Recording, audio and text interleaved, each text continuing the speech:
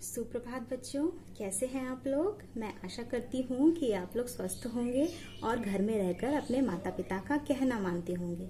अच्छा बच्चों, आज हम आपके पाठ्य पुस्तक परिवेश से एक ऐसी कहानी पढ़ेंगे जो हमें यह बताती है कि हम अपने समाज के एक जिम्मेदार नागरिक किस प्रकार बन सकते हैं और अपने माता पिता की बातों को मानकर किस प्रकार अपने जीवन के सभी संकटों को अपने जीवन से हटा सकते हैं।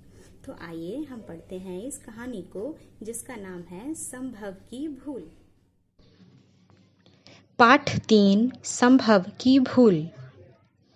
पात्र नेहा, संभव की बहन संभव और इनकी माताजी। पाठ कुछ इस प्रकार है।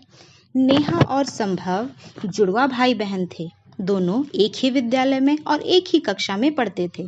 किसी को भी विश्वास नहीं होता था कि नेहा और संभव सचमुच में भाई बहन हैं। शक्ल सूरत में एक से पर स्वभाव में बिल्कुल उल्टे। इसके बावजूद दोनों एक दूसरे पर जान छिड़कते थे। दोनों ही पढ़ाई लिखाई और बड़ों की सेवा करने में आगे रहते थे, परंतु संभव में एक कमी थी कि वह बड़ा जिद्दी था। उसे बाहर के खाने पीने की चीजों का बहुत शौक था।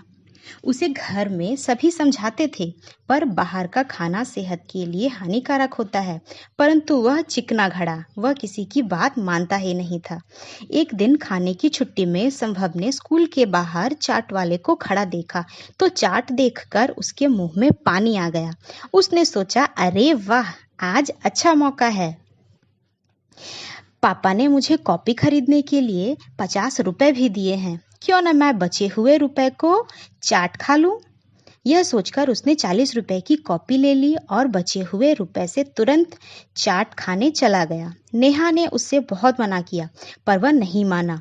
पर जाने की छुट्टी के समय भी संभव बहुत खुश था, परंतु घर पहुंचते ही संभव रोने लगा। माँ ने उससे रोने का कारण पूछा। संभव बोला, माँ, मेरे पेट में बहुत तेज दर्द हो रहा है।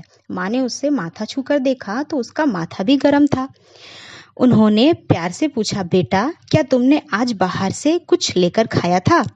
नेहा तुरंत बोली, हाँ माँ, आज इसने खाने की छुट्टी में स्कूल के बाहर चाट वाले से चाट लेकर खाई थी। मैंने इसे बहुत समझाया कि उस चाट वाले का सामान खुला रहता है और उस पर मक्खियां भिनभिनाती हैं। यह स्वास्थ्य के लिए ठीक नहीं है, पर इसने मेरी बात नहीं सुनी। माँ ने कहा, बेटा, नेहा बिल्कुल ठीक कह रही है। तुमने देखा ना उस चाट को खाने का परिणाम।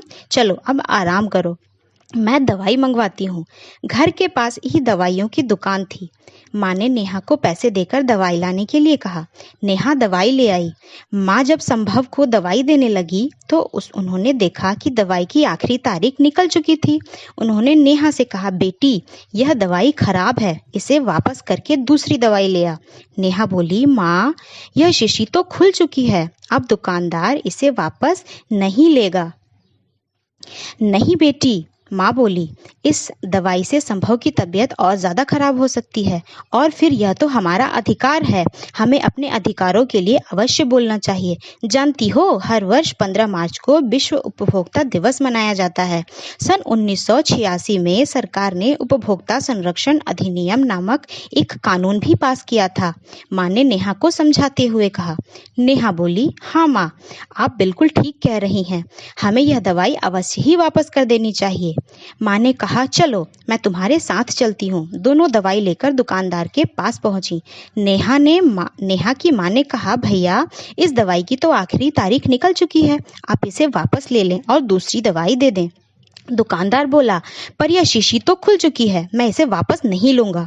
नेहा की माँ बोली, दवाई तो आपको वापस करनी ही पड़ेगी क्योंकि यह दवाई अब जहर बन चुकी है। दुकानदार अकड़ कर बोला, यह दवाई मैंने नहीं बनाई, इसकी जिम्मेदारी कंपनी की है, मैं भला जहर क्यों बेचूंगा? पर दवाई तो आप बेच रहे हैं, कंपनी नहीं, हम इसकी शिकायत कर देंगे। माँ ने गुस्से से कहा। अब दुकानदार घबरा गया। वह गिड़गिड़ा कर बोला, बहन जी, मुझे माफ कर दीजिए, अब यह गलती कभी नहीं करूँगा। माँ बोली, ठीक है, पर आप यह सुनिश्चित कर लें कि अब से गलत दवाई नहीं बेचेंगे और कल ही उपभोक्ता के अधिकारों का बोर्ड लगवाएंगे ताकि सभी लोग जागृत हो सकें। इसके बाद नेहा और उसकी माँ दूसरी दवाई लेकर घर आई और संभव को दवाई दी। कुछ ही देर में दवाई लेने से संभव को आराम मिल गया।